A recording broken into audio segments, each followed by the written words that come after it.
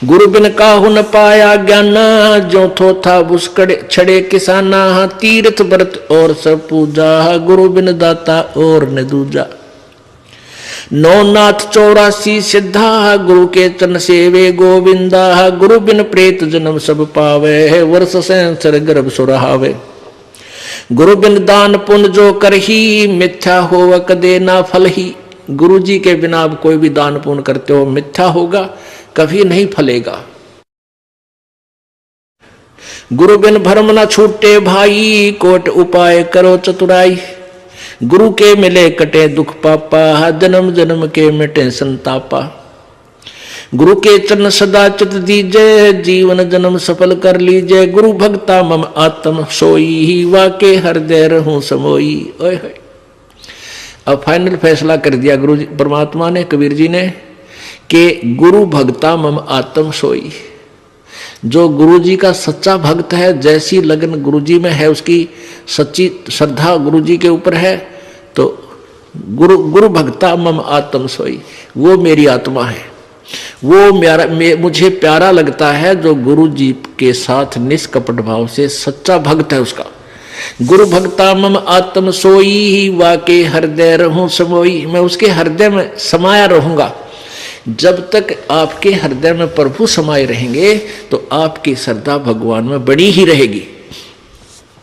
आपके मन में जरा सा भी मैल दास के प्रति आएगा, किसी भी पॉइंट से, भगवान वहां से हट जाएगा। जब भगवान का पंजाब से हट गया तो आप नरी कोबद सोचोगे, सारी उल्टी भावना बन जाएंगी। आज ये दास आपको अच्छा लगता है, फिर आपको दुश्मन दिखाई देगा, क्योंकि काल प्रवेश कर जाएगा। जब आपका नाम खंड हो जाएगा, ये पहली पहचान होगी, आपकी रुचि नहीं बनेगी इस दास में। उसका तरीका यही है कि फिर आपको ज्ञान है भगवान का तो फिर आइए, और किसी भी कारण से आपका नाम खंडित है, उपदेश दोबारा मालिक के चरणों में विनती कीजिए और उपदेश पुनर्प्राप्त कर लीजिए, फिर आपका फिर कनेक्शन जोड़ देगा। बहुत दयालु है प्रभु।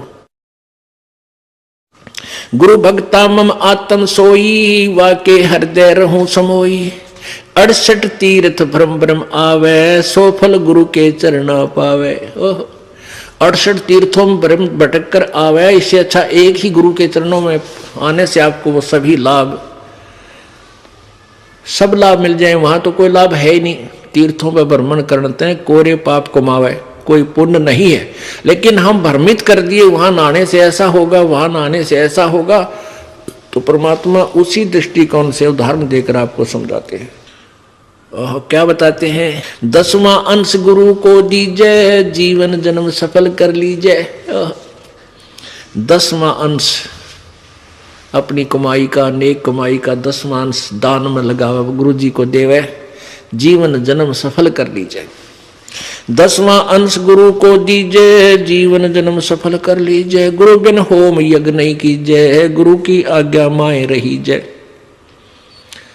गुरु जी के बिना कोई भी आपका धार्मिक अनुष्ठान आपने नहीं करना है, और गुरु जी की आज्ञा में ही चलना है।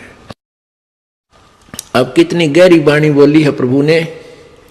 गुरु सुरतुरु सुरधेनु समाना, पावे चरणन मुक्ति परवाना। आप जो सतगुरु हैं, पूरे गुरु हैं, देवताओं के एक सुरतरु बताते हैं। स्वर्ग में एक सुरतरु, देवताओं का वृक्ष, तरु माने वृक्ष, कहते हैं उसके नीचे बैठकर जो भी कामना करते हैं वही मनोकामना पूर्ण हो जाती है। सुरतरु बोलते हैं उसके, देवताओं का वृक्ष। और एक सुरधेनु यानी देवताओं की गाय, उसके पास जाकर के जो भी याचना करते हैं उसी वही यानी आहार, उसको खाद्य पदार्थ बना बनाया तैयार मिल जाता है। तो कहते हैं गुरु जी, सतगुरु जो होते हैं वो सुरतुरु भी है और सुरधेनु भी है। गुरु सुरतुरु सुरधेनु समाना, पावे चरण मुक्ति परवाना। तन मन धन अर्प गुरु सेवे, हो गलतान उपदेश से ही लेवे। तन मन धन अर्पण करके और गुरु जी की यानी शरण ग्रहण करे, उपदेश ले। तन मन धन अर्प गुरु सेवा। तन मन धन कैसे अर्पण करना है? पुण्यात्माओं अपने हृदय में इस बात का एक गांठ लगा ले, यानी सच्चे दिल से अपना विश्वास कर ले कि ना तो यो शरीर तेरा और ना वो संपत्ति और परिवार तेरा, बिल्कुल नहीं है। ये मन में धारणा हो जाए कि न तो मेरा परिवार है, न मेरा शरीर है, न ही मेरी ये संपत्ति है, ये सब प्रभु की है और इसका सदुपयोग करूं। संपत्ति का 10वां अंश गुरु को दीजिए, ये धन अर्पण कर दिया आपने। और अपने बच्चों को, परिवार को भी मालिक के चरणों में लगा दे ताकि उनका भगवान रखवाला हो जाए और आप भी समर्पण रहे प्रभु में। तन मन धन अर्प गुरु सेवे, हो गलतान उपदेश ही लेवे, सतगुरु की गति हृदय धारे, और सकल बकवाद निवारे। गुरु जी ने जो मार्गदर्शन कर दिया केवल वही साधना, उसी नियम में रहे, बाकी सब बकवादों को छोड़ दे। गुरु के सम्मुख वचन ना कहे, सो ससरेनी गैणी सुख ले। गुरु के सामने अपनी नहीं चलावे तगड़मबाजी, क्योंकि आपको वो ज्ञान नहीं हो सकता जो इस दास पर कृपा मालिक ने कर रखी है। और इस दास की आज्ञा और जो भी फाइनल फैसला करे वो फाइनल हो आपके लिए। आपका पुराना ज्ञान चाहे कितना आपने अच्छा लगता उसको रिजेक्ट कर दे, छोड़ दे। जिन बातों से गुरु दुख पावे उन बातों को दूर भगावे, उनको फेंक दे, चाहे कितना अच्छा लगता छोड़ दे उन सब चीजों ने। अब जैसे शुगर के मरीज को अब मीठा तो अच्छा लग गया उसने, और डॉक्टर कहे भाई शुगर तो मरीज ये मीठा नहीं खाएगा, ना मिठाई ना चीनी,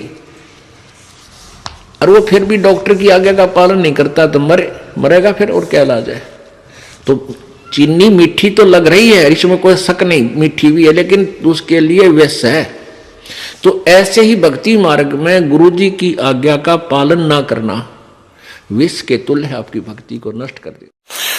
सभी आपके भाई बहन हैं, भटक रहे हैं, प्यार से समझाना, क्योंकि प्यार से मानेंगे एक बार तो सबको रिएक्शन होगा ही होगा, क्योंकि काल बैठा है। ये बानी सुना दो, उनको कोई चिप दे दो, वो सुनते रहेंगे, काल भाग जाएगा, फिर वो अपने आप यहाँ आएंगे। आपके भाई बहन विश्व के प्राणी सब एक परमात्मा के बच्चे, ये ध्यान रखना। बोलो सतगुरुदेव की जय।